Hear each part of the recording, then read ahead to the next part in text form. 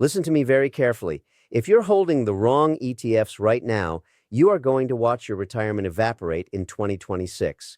I'm not talking about a small loss. I'm talking about watching decades of hard work disappear because you believed the lies Wall Street told you. This is urgent, this is real, and most people have no idea what's coming. I'm Kevin O'Leary, and I don't sugarcoat things when it comes to your money. I've been doing this for 40 years. I know what works and what doesn't. And right now, I need you to understand something critical about the ETF market. Here's what most people don't understand. They think buying an ETF means they're safe.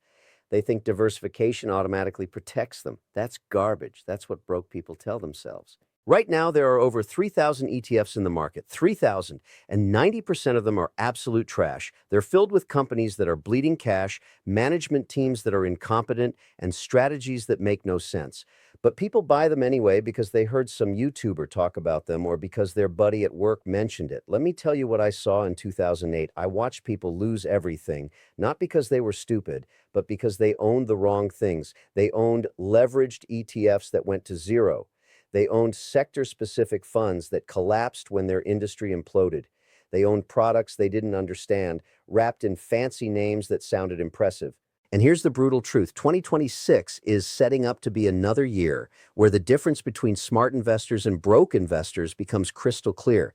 We've got inflation that refuses to die. We've got interest rates that are still elevated. We've got geopolitical tensions that could explode at any moment. We've got an AI bubble that's pricing stocks at levels that make the dot-com crash look rational. This isn't fear-mongering. This is cold, hard data. The numbers don't lie. And if you position yourself wrong, you will get destroyed. So here's what I would do if I had to rebuild my wealth from scratch in 2026. These are the 3 ETFs I would own. Not 5, not 10, 3. Because you don't need complexity. You need safety, growth, and income. The first ETF I would own is SPY, the S&P 500. And before you roll your eyes and think this is too boring, let me explain why this is the foundation of every intelligent portfolio. SPY tracks the 500 largest publicly traded companies in America: Apple, Microsoft, Amazon, Nvidia, Johnson & Johnson, Procter & Gamble. These are not speculative startups. These are cash-generating machines that have survived multiple recessions, multiple bear markets, multiple crises. Here's the data. Over the last 50 years, the S&P 500 has returned an average of 10% annually. Not every year. Some years it's up 30%. Some years it's down 20%. But over time, the number is 10%. That means if you invested $10,000 50 years ago, you'd have over $1.1 million today, just by doing nothing, just by holding. The expense ratio on SPY is 0.09%. That means for every $10,000 you invest, you pay $9 per year in fees. That's nothing. That's a rounding error. Compare that to actively managed mutual funds that charge 1% to 2% and consistently underperform the index. But here's why SPY matters in 2026 specifically. Right now, we're in an environment where people are terrified. They're pulling money out of the market. They're hoarding cash. They're making emotional decisions. And that creates opportunity. Because while everyone else is panicking, smart investors are buying America's best companies at reasonable prices. I'm not saying SPY can't go down. It can. It will. But over a 10-year, 20-year, 30-year time frame, betting against the S&P 500 is betting against American capitalism. And I will never do that. 10% average annual return over 50 years, 0.09% expense ratio. The second ETF I would own is SCHD. This is my income machine. This is how I get paid while I wait for my wealth to grow. The CHD focuses on high-quality dividend-paying companies, not just any dividend stock, quality dividends. Companies that have consistently increased their dividends for at least 10 consecutive years. Companies with strong balance sheets, sustainable payout ratios, and proven business models. Here's why this matters. When you own SCHD, you're getting paid to hold it. The current dividend yield is around 3.5% to 3.8%. That means if you invest $100,000 in SCHD, you're collecting $3,500 to $3,800 per year in cash dividends. Money that hits your account, money you can spend or reinvest. But the magic of SCHD isn't just the yield, it's the quality of the companies. You're owning businesses like Verizon, Chevron, Pfizer, Home Depot, BlackRock. These are companies that generate enormous free cash flow. They're not trying to grow at 50% per year. They're mature, stable, profitable businesses that return cash to shareholders. The expense ratio is 0.06%, 6 basis points. For every $10,000 you invest, you pay $6 per year. That's insane. That's basically free. And here's the kicker. Over the last 10 years, SCHD has outperformed the S&P 500 on a total return basis, not just income. Total return. That means you're getting paid more and growing your wealth faster. That's the definition of winning. Now, some people say, Kevin, dividend stocks are boring. They don't grow as fast as tech stocks. You know what I say to that? Good. I don't want fast. I want reliable. I want predictable. I want to sleep at night knowing that every quarter cash is flowing into my account, regardless of what the market is doing. In 2026, when volatility spikes and people are freaking out, SCHD holders will be collecting their dividends and smiling. That's discipline. That's wealth preservation. 3.5 to 3.8% dividend yield, 0.06% expense ratio, outperformed S&P 500 over 10 years. The third ETF I would own is QQQ, the NASDAQ 100. This is my growth engine. This is where I take calculated risk to accelerate wealth creation. QQQ tracks the 100 largest non-financial companies listed on the NASDAQ stock exchange. This is where you find the innovators, the disruptors, the companies that are rewriting the rules of business. Apple, Microsoft, Alphabet, Amazon, Tesla, NVIDIA, Meta. These are not just tech companies. These are the most dominant businesses on the planet. Here's the cold, hard data. Over the last 15 years, QQ has averaged annual returns of approximately 18%. 18%. That crushes the S&P 500. That destroys dividend stocks. That is wealth-building velocity that most people can't even comprehend. The expense ratio is 0.20%, 20 basis points, still incredibly cheap for the kind of growth you're accessing. But let me be very clear about something. QQQ is volatile. In 2022, it dropped over 33%. That's a gut punch. That's the kind of loss that makes weak investors sell at the bottom. But what happened in 2023? It roared back and gained over 55%. If you sold in fear, you missed the recovery. If you held with discipline, you made a fortune. Here's why QQQ makes sense in 2026. Artificial intelligence is not a fad. It's not a bubble that's going to pop and disappear. It's a fundamental transformation of how businesses operate. And the companies in QQQ are the ones building that future. NVIDIA is making the chips. Microsoft is integrating AI into everything. Alphabet is leveraging AI for search, cloud, and autonomous vehicles. Are these companies expensive right now? Yes. Are they going to experience volatility? Absolutely. But if you're rebuilding wealth in 2026, you need growth. You need exposure to the companies that are going to dominate the next 20 years, and that's QQQ. 18% average annual return over 15 years, 0.20% expense ratio, 33% drop in 2022, followed by 55% gain in 2023. Now, let me explain the strategy behind these three ETFs. This isn't random. This is a portfolio architecture designed for three objectives: safety, income, and growth. SPY is your foundation. It's your bedrock. It's the part of your portfolio that lets you sleep at night because you know you own America's best companies. When the market crashes, SPY will go down, but it will recover. It always does. Since 1928, the S&P 500 has had 26 years with negative returns and 70 years with positive returns. The math is on your side. SCHD is your cash flow machine. This is what separates smart investors from gamblers. Gamblers chase price appreciation. Smart investors build income streams. When you're collecting dividends every quarter, you're not dependent on selling shares to live. You're not forced to sell at the bottom during a crash. You have options, you have breathing room, you have power. I remember when I was building my education software company back in the 1990s, we had revenue coming in every month from recurring contracts. That predictable cash flow allowed us to make long-term decisions. We didn't panic when sales slowed down one quarter because we knew the money was coming. That's what SCHD does for your portfolio. It gives you predictable income so you can make rational decisions instead of emotional ones. QQQ is your accelerator. This is where you take intelligent risk, not stupid risk, not gambling on meme stocks or crypto nonsense, intelligent risk on proven companies that are growing revenue, growing earnings, and dominating their industries. But here's the critical part. You don't put 100% of your money into QQQ. That's reckless. That's how people blow up. You allocate based on your age, your risk tolerance, and your time horizon.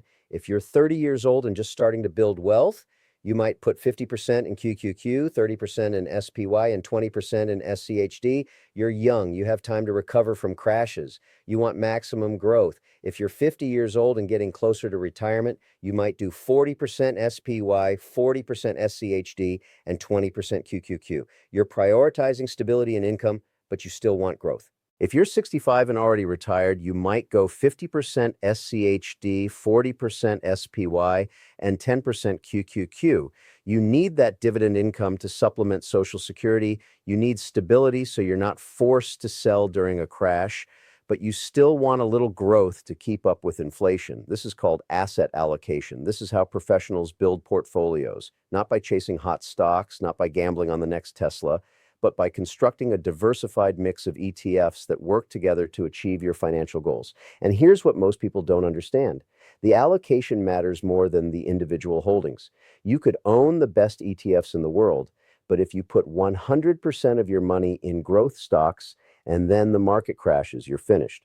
But if you spread your money across different asset types with different risk profiles, you survive, you thrive. Let me give you a real example. In 2022, the S&P 500 dropped about 18%, brutal. QQQ dropped 33%, devastating.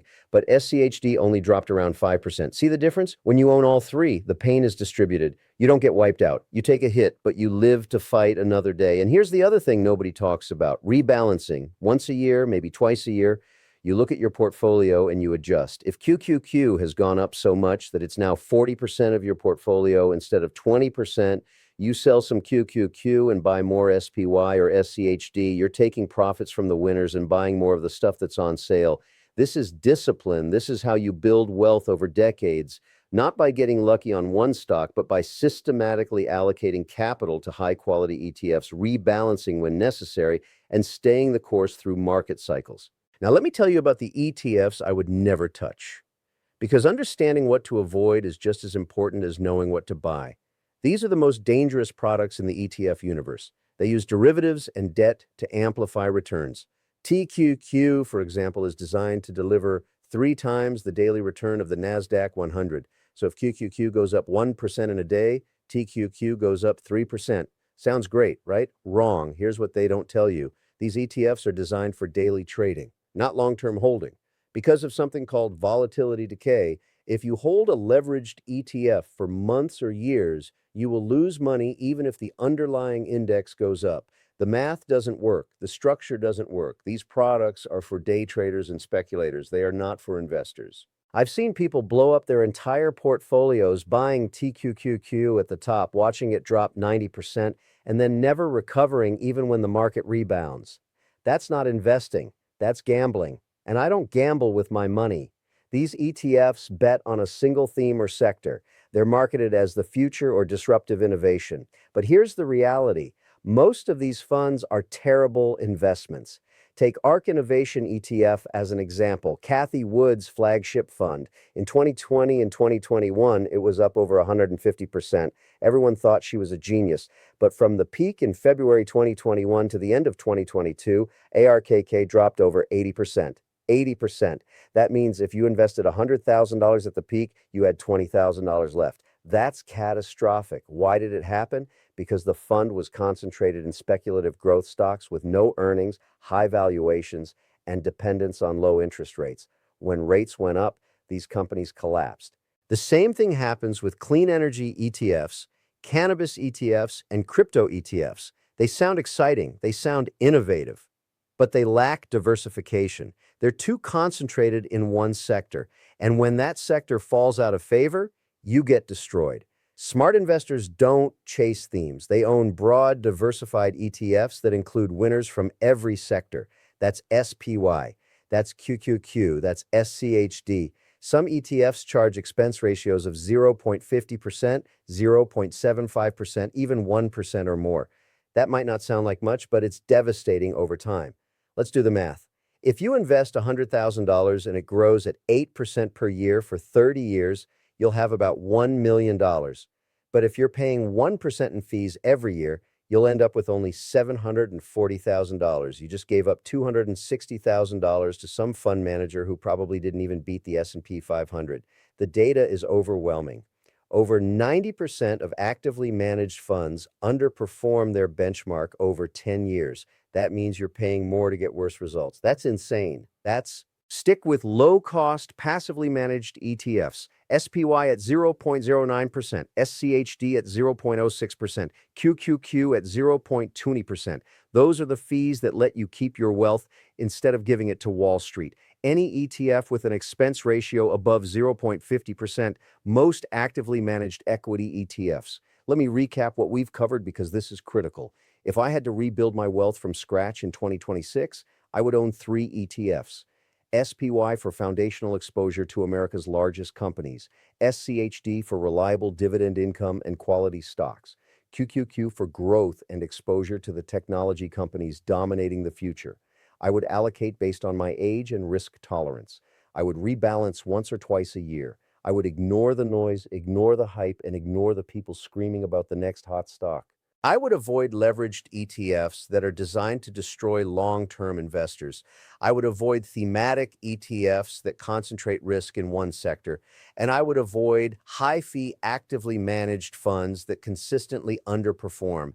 This is not complicated. This is not rocket science, but it requires discipline. It requires patience. It requires making decisions based on cold, hard data instead of emotion. The market doesn't care about your feelings. The market doesn't care if you're scared or excited or confused. The market rewards people who build intelligent portfolios, stay consistent, and think long-term. So build that portfolio, protect your retirement, position yourself correctly, and when 2026 throws whatever chaos it's going to throw at us, you will be ready. Now, here's what I need you to do right now. First, smash that like button if you found this valuable. If you're serious about protecting your wealth, show me by hitting that button. Second, subscribe to this channel and turn on notifications. We're building a community of smart investors who understand that wealth is built slowly, methodically, with discipline and patience. Don't miss the next video. Third, share this video with your friends and family. They need to hear this message. Most people are making terrible decisions with their money because nobody's giving them the truth. You can change that by sharing this video. Fourth, leave a comment. Tell me what you think. Tell me what your portfolio looks like. Tell me if you're holding any of these ETFs or if you're avoiding any of the ones I warned you about. I read the comments. I engage with this community. Your input matters. And if you're serious about taking your investing to the next level, consider becoming a member of this channel for exclusive content, deeper analysis, and direct access to strategies that will protect your wealth for decades.